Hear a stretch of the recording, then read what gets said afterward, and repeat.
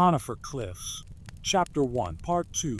His eyebrows when Dax entered his store.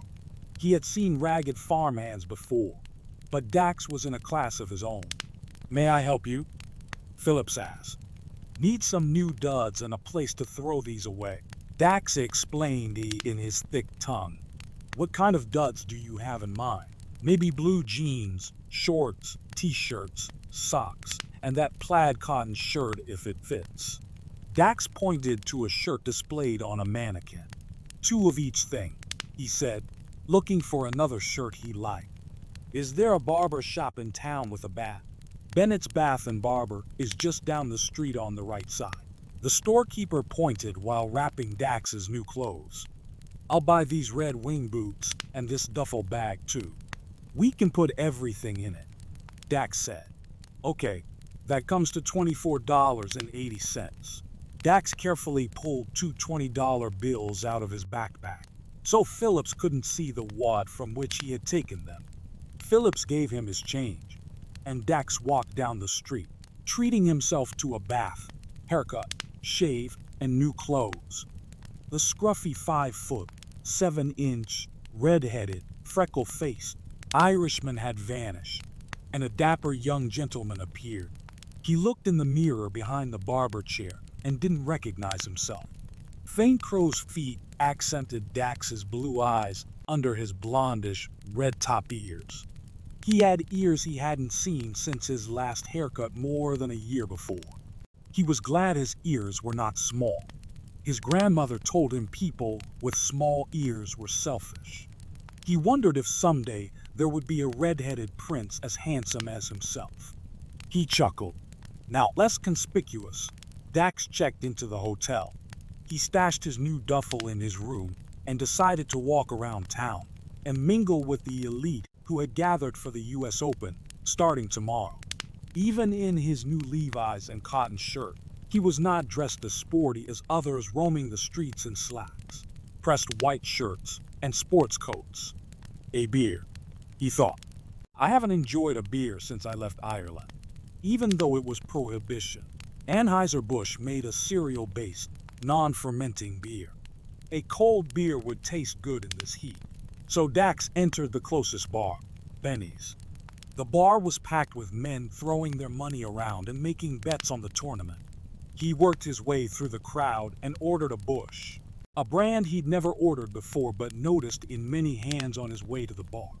Not like Guinness, by a long shot, but pretty good for here and now, he thought to himself as he took the second pull. The cold beer went down smoothly. He ordered another. "I'm new in town. Could you tell me if there is a Chevrolet garage here?" He inquired of a man leaning on the bar beside him. "Yeah, Irwin Chevrolet. It's 2 blocks north and 4 blocks east." "Can't miss it. Thanks," Dax smiled, feeling confident. This was the first time in his life that Dax had money in his pocket that he didn't need for food the next day. He felt a boost of adrenaline as his new red wings glided the 6 blocks, where he was planning to spend more money at one time than he had spent in his entire life. There it was, just down the street, the funny, blue Chevrolet bow tie emblem on a tall sign. His heart raced.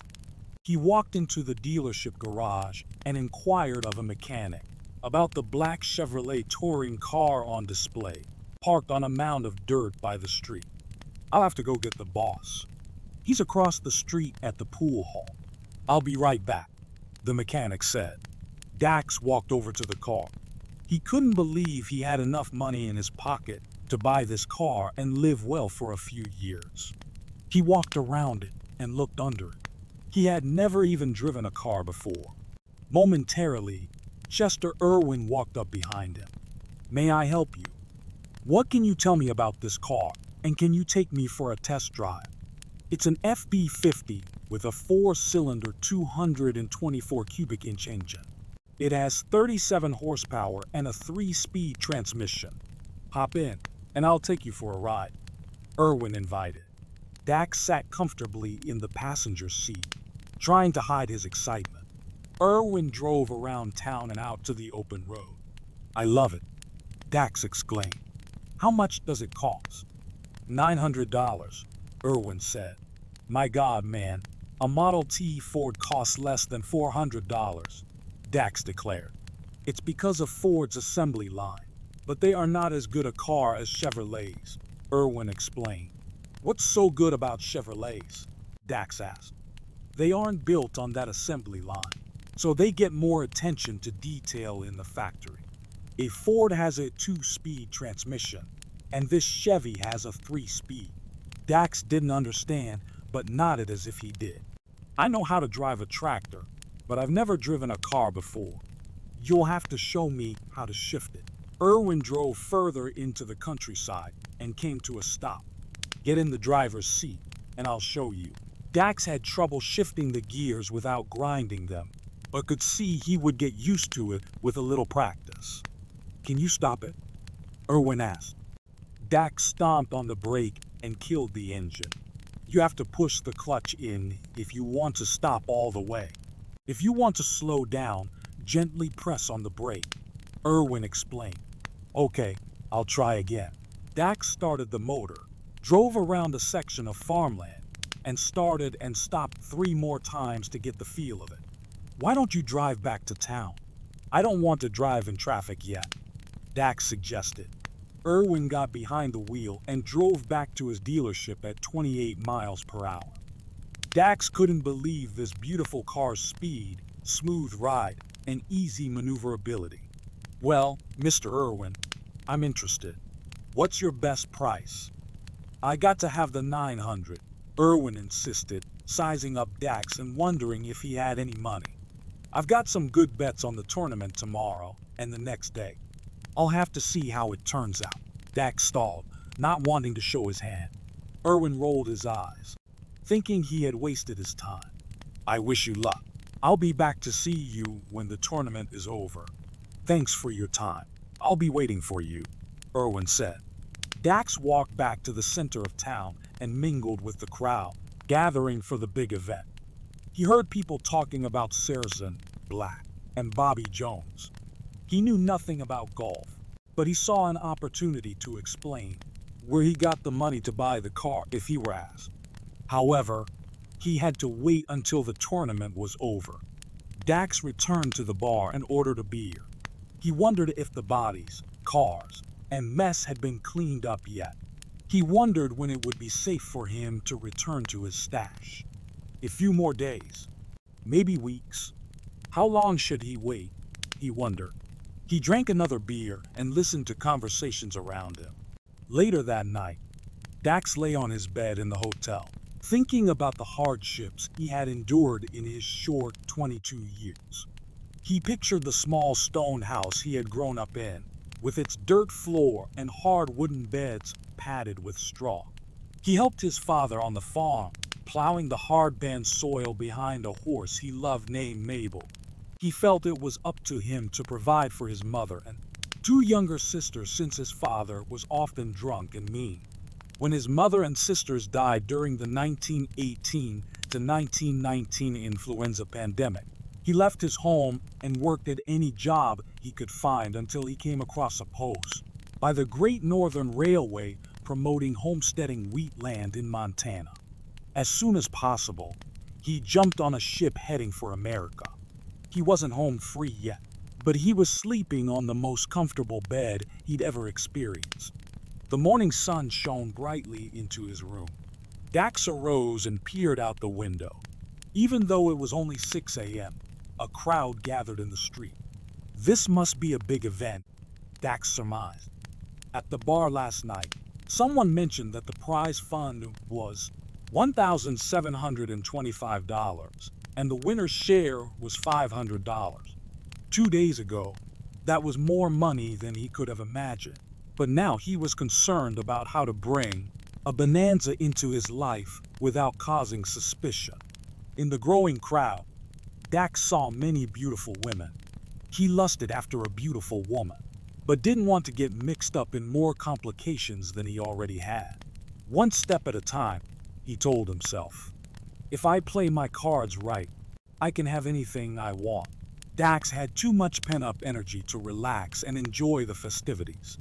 He bought a hot dog from a street vendor and walked to Irwin Chevrolet to look at the car he knew he would buy the day after the U.S.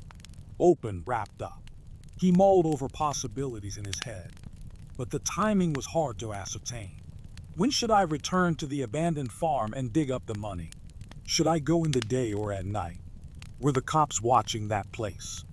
Were they looking for that money, or did they even know about it? One thing was for sure. There were many more questions than answers. Without knowing, Dax had already walked the 6 blocks to the Chevy dealer and found himself standing next to his dream car. "Only 2 more days, and I'm driving off with you," he whispered to the inanimate object. He turned and retraced his steps back downtown. Dax had never been shopping before. He bought only what he needed with his meager means, but he had never walked down the street and looked in store windows to see if there was something he wanted to buy that was not a necessity. When he turned onto the main street, a male mannequin in a window caught his eye. It modeled a light brown, pinstriped suit, matching fedora, and 2-tone tan and dark brown wingtips. Dax reasoned that he would not stand out so much if he dressed more like the men he observed in the crowd, so he entered the store and bought the entire ensemble. Strutting out of the store with his Levis, red wings, and cotton shirt in a bag under his arm, Dax returned to his hotel and tossed the bag on his bed. Now, in his pinstriped suit and tipped fedora, Dax looked the part. He felt he appeared to know many things he did not know at all. He had 2 days to kill here, so why not put them to good use? Attending the U.S. Open at the Skokie Country Club filled him with nervousness, but it was his plan. He knew he had to watch the tournament with everyone else, and now he looked like he belonged. His confidence grew in his new uptown get-up. Dax watched the golfers and the onlookers. Everyone whispered quietly. He walked with the crowd from hole to hole, learning the names of the prominent golfers. He felt the vibes of those quietly hoping their favorite contestant would win.